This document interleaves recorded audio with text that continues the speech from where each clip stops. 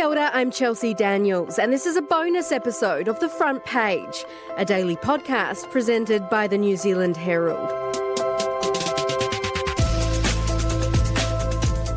Joe Biden is stepping down from the US presidential election race.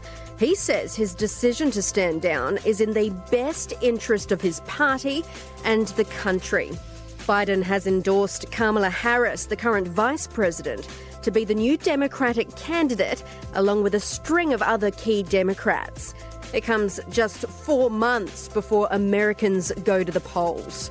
Today on the front page, geopolitical analyst at the Democracy Project, Geoffrey Miller, is with us to explain what happens next.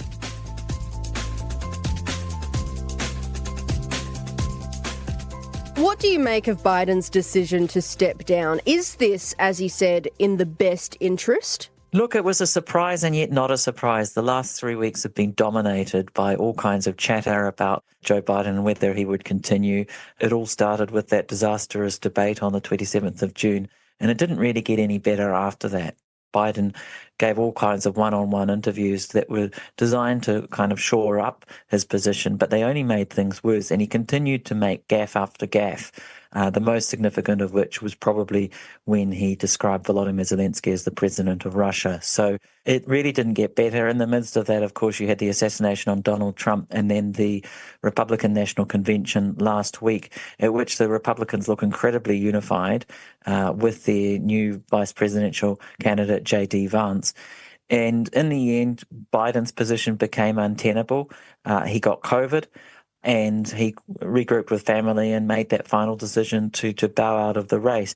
And in some ways, yes, you can give Joe Biden credit for doing this. And I've seen various descriptions. I think Barack Obama described him as a patriot of the highest order. And yet it's all very, very late. And this could have been done a year ago. If it had been done a year ago and Biden had made his decision then, I'm not going to stand for a second term, it would have been, I think, it would have been a courageous decision, and it would have given others in the Democratic Party a chance against Kamala Harris. As it stands now, it's being done, 3 months out from the election or thereabouts, and really it leaves most challengers with really little hope. So essentially, we're going to see a coronation of Kamala Harris. I don't think that's particularly democratic, or small d democratic, as the Americans say. And I think you can lay some of the blame for that at Biden and his advisors, but also at the Democratic Party. I mean, they went through a primary process last year and rubber-stamped Joe Biden's candidacy, and yet it was clear that Biden was aging and was having difficulties. It's been clear for the last year or more. There have been all kinds of videos circulating showing Joe Biden and some of his gaffes. These are not new. While it may have come into sharper focus with this debate, this talk has been around for a very long time, and it's been dismissed often by Democratic operatives as, conspiracy theories, and this is just right-wing attempts to undermine Joe Biden. But actually there was some real substance to that, and that all became apparent on that debate stage, 3 weeks ago.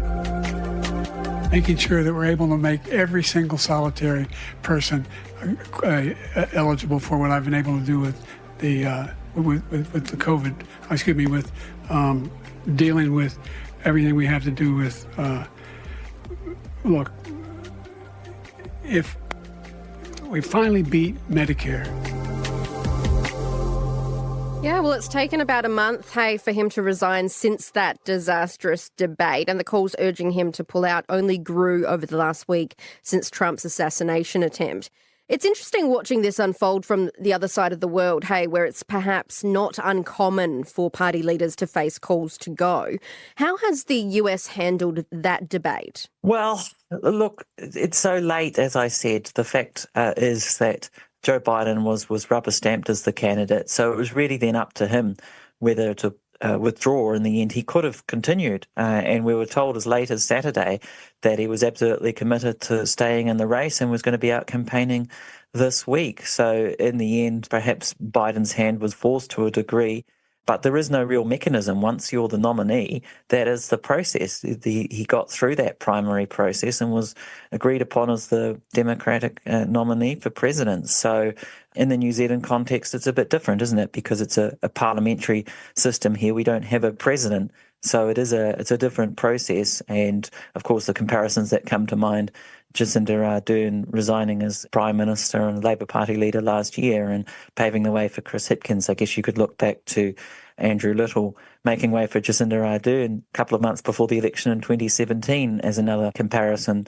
point. But in the end, I guess the comparisons always fall down. In the end, it's a very, very different system, different quantities of money. Certainly in the American system is just one big difference. And there's a huge war chest now behind Kamala Harris. And that will be one of the things that gives her just a huge advantage over any other challenges. She essentially inherits the Biden-Harris campaign war chest. There have been some filings already on that. So she will inherit all the donations that have been made to the Biden-Harris campaign.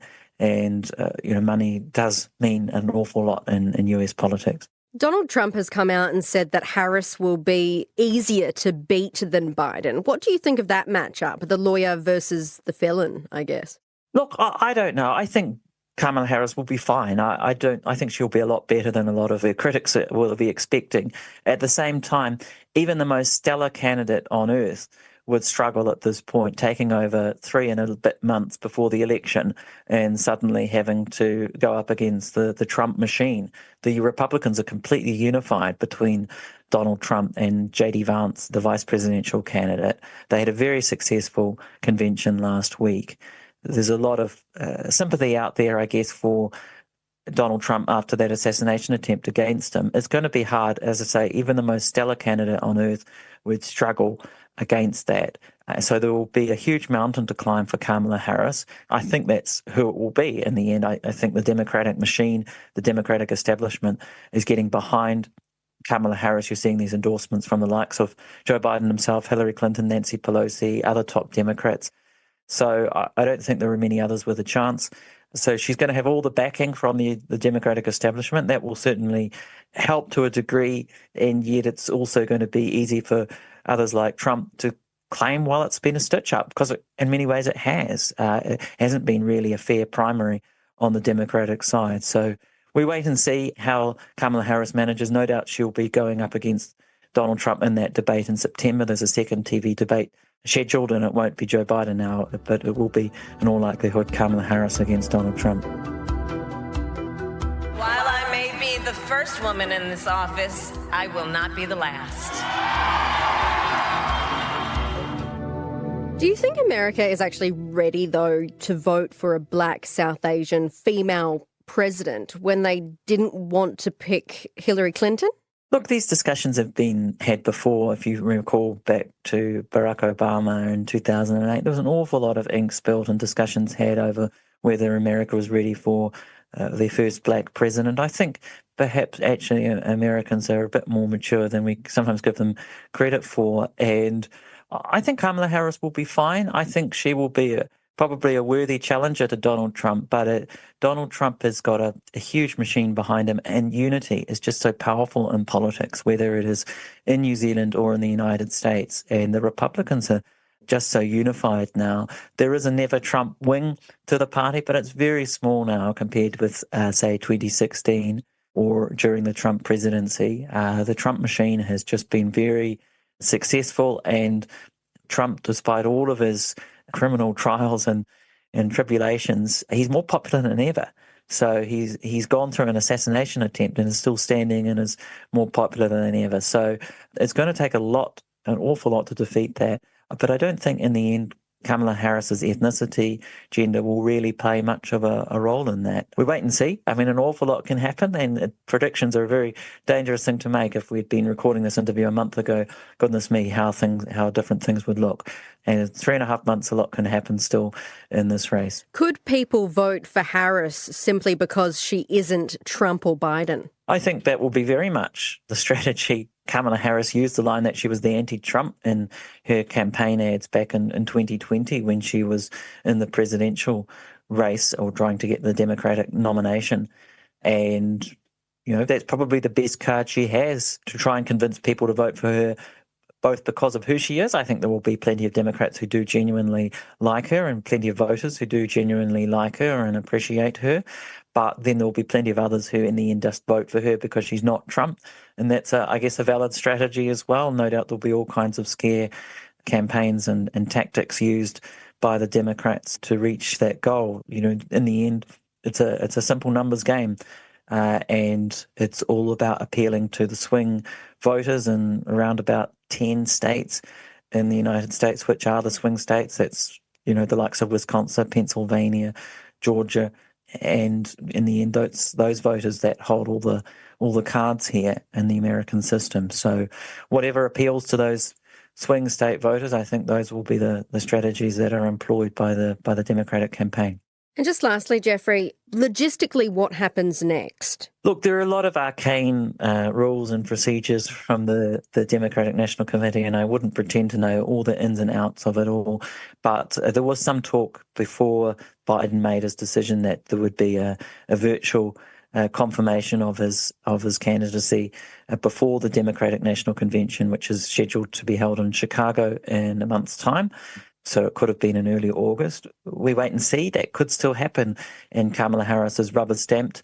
But in the end, there's a process to go through. And around 3,900 delegates who are pledged to support Joe Biden. In all likelihood, they're going to be backing Kamala Harris now. So that's why largely it's going to be a foregone conclusion in my view. But yes, formally, there's a convention, a party conference, if you like, in Chicago from the 19th to the 22nd of August. In theory, it could go to what's called an open convention where the delegates can choose whatever candidate they find best on the day.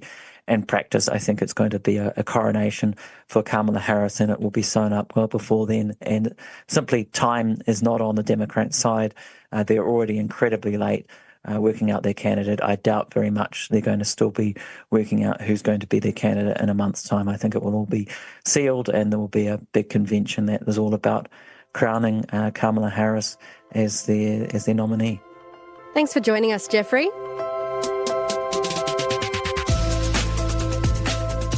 That's it for this episode of The Front Page. You can read more about today's stories and extensive news coverage at nzherald.co.nz. The Front Page is produced by Ethan Sills with sound engineer Paddy Fox. I'm Chelsea Daniels. Subscribe to The Front Page on iHeartRadio or wherever you get your podcasts, and tune in tomorrow for another look behind the headlines. Podcast